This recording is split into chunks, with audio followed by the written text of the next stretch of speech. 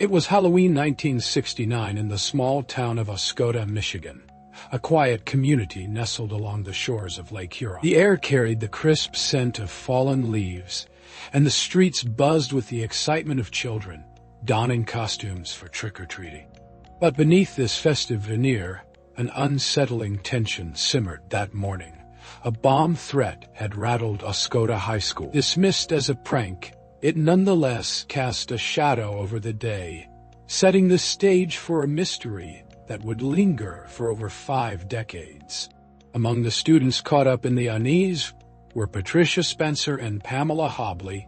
Patty, 16, was a reserved soul, the kind of girl who found comfort in the strum of a guitar or the melody of a favorite song. Pam, 15, was her opposite.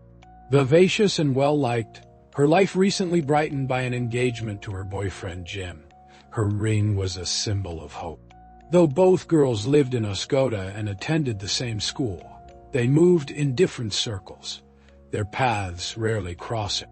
Yet on that fateful Halloween afternoon, something drew them together around 2 p.m. As the bomb threats echoes faded, Patty and Pam signed out of school early. A classmate later recalled their invitation to join them, an offer she declined, wary of trouble.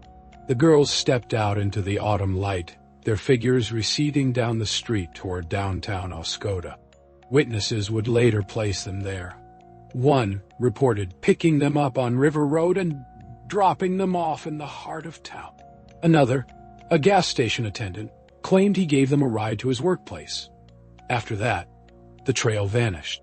As dusk settled and Halloween revelry took hold, the absence of the girls began to gnaw at their families. Pam's kin returned from trick-or-treating to an eerily silent home. Jim, her fiancé, called her mother, noting she hadn't arrived. Patty's family too grew anxious when she failed to appear. Desperate calls to other parents confirmed the worst. Neither girl had made it to the gathering. The police were summoned, but their response was tepid.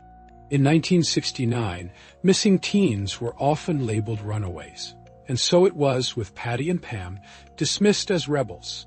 The investigation that followed was a study in frustration. No purses, no identification, no extra clothes. Nothing suggested the girls had planned to flee.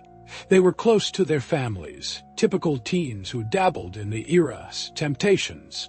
Yet the police clung to the runaway theory, speculating they'd headed to Flint, Michigan, for reasons lost to time. Searches of Oscoda, wooded haunts and teen hangouts yielded nothing. The downtown sightings were the last threads of certainty. Oscoda's proximity to Wurtsmith Air Force Base added a layer of intrigue. The previous year, one of the girls had been drugged. Both Patty and Pam mingled with airmen from the base, a mix of black and white servicemen in a town shaped by military presence. Whether this connection was pursued with rigor remains a mystery, a tantalizing hint left dangling. Then a month later, another twist. Patty's former boyfriend, 15-year-old Francis Tebow, vanished. A troubled boy with a stint at a training school behind him, he disappeared from a hospital near Detroit after surgery.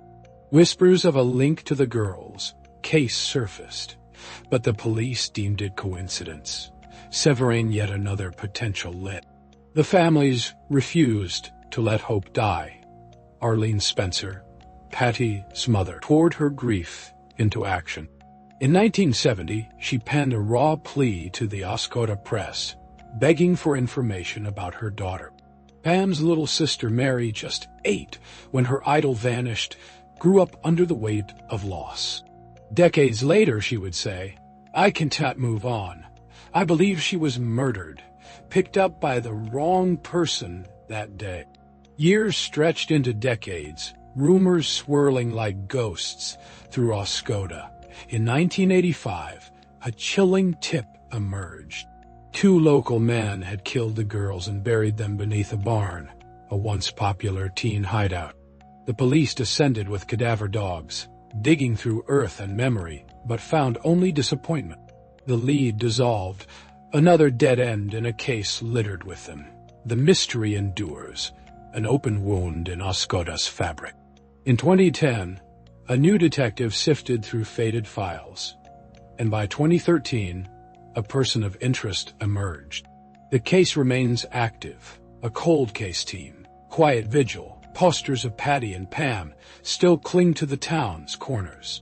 The mothers are gone now, taken by time without answers, but their legacy persists in siblings and kin who yearn for closure.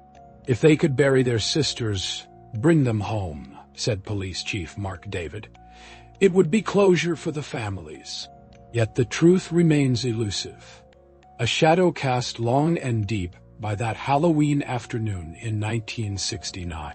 Did Patty and Pam fall prey to foul play, or does some other secret lie buried with them? The question lingers.